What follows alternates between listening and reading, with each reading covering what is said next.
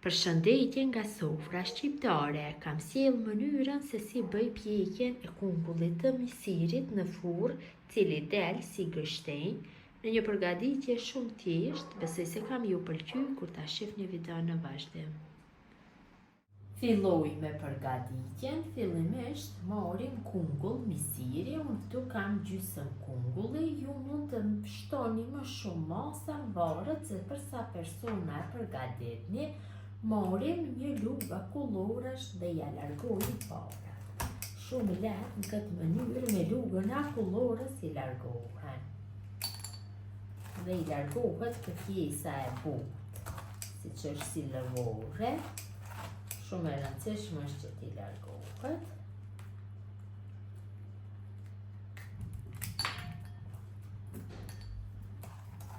Në këtë mënyrë ja largojmë gjithë parat dhe këtë shtresën e butë.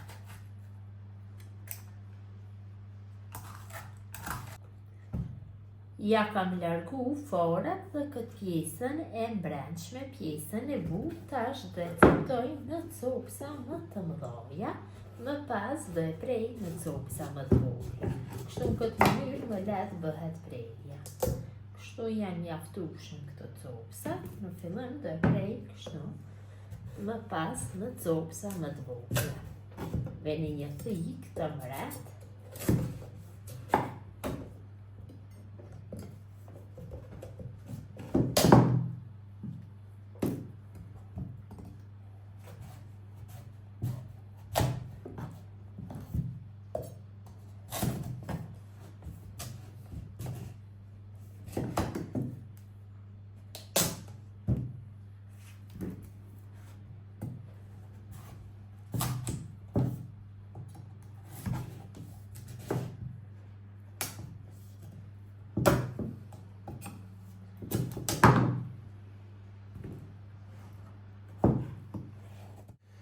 Pasi kungullin e misirit e kemi dashur në pjesë më të mëdha, tash do e prej në pjesë më të vogla.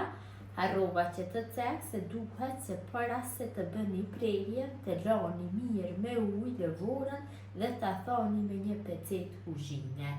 Këtë mënyrë mund t'i pjekni dhe kungullin e gjatë apo çfarëdo lloj qoftë, mirë po kungulli i misirit do të jetë shumë mirë. Tash marrim një thik patatësh dhe fillojmë që ta ndajmë në copsa të vogla. Kështu sa e bukur do i dale forma.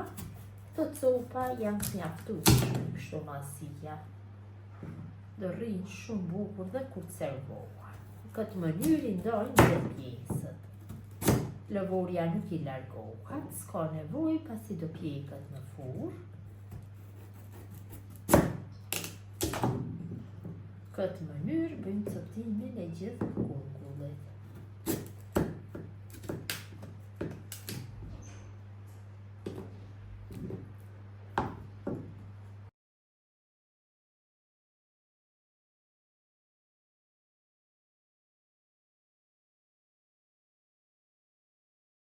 Kam bërë coptimin e gjithë kungullit. Tash i vendosi kështu pjesë e vogla në një tepsin ku do bëj pjekjen. Kështu në këtë mënyrë i vendosi të gjitha.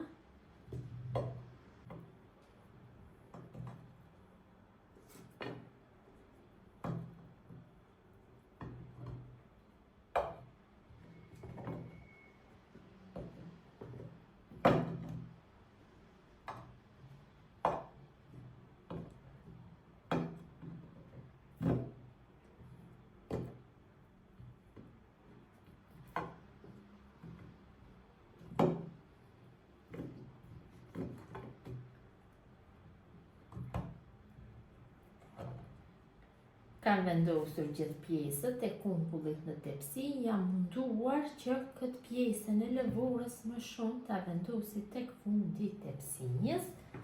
Tash marr 100 ml me ujë të nxehtë dhe ja shtoj 4 lugë gjella me sheqer. E përzim të mirë masën që të trejtet sheqeri. Masën e përgatitur ja hedhim pjesëve të kungullit sipër.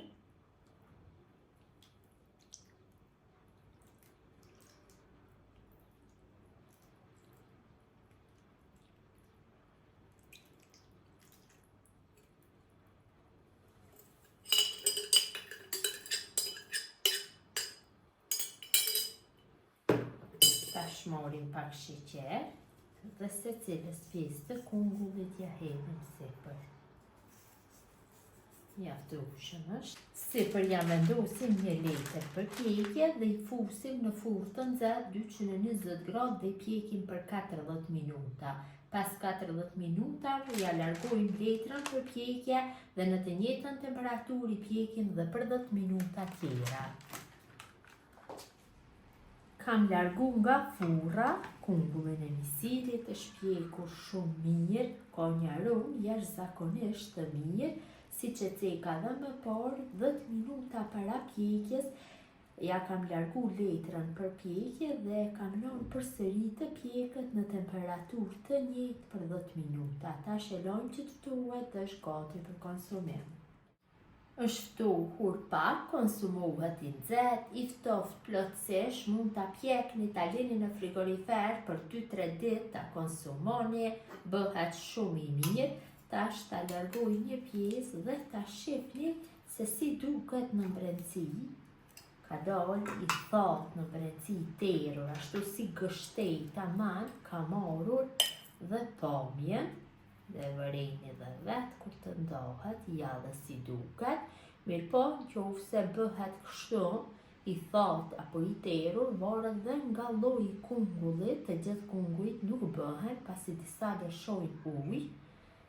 Varet se sa është i mirë kungulli. Besoj se u ka pëlqyer motra dashura mënyra se si bëj pjekje në furrë të kungullit të misirit. Gjithë ju që e përgatisni në këtë mënyrë ju bëft mirë.